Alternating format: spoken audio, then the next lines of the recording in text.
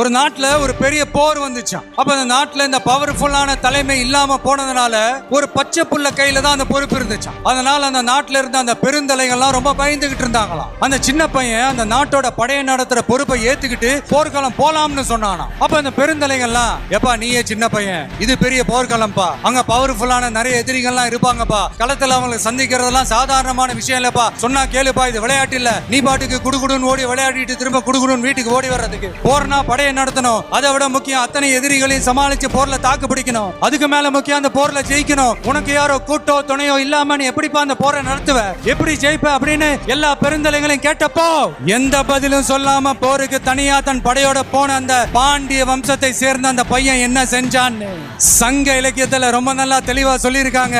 படிக்காதவங்க படிச்சு தெரிஞ்சுக்கங்க, இல்லைன்னா படிச்சவங்க கிட்ட கேட்டு தெரிஞ்சுக்கங்க.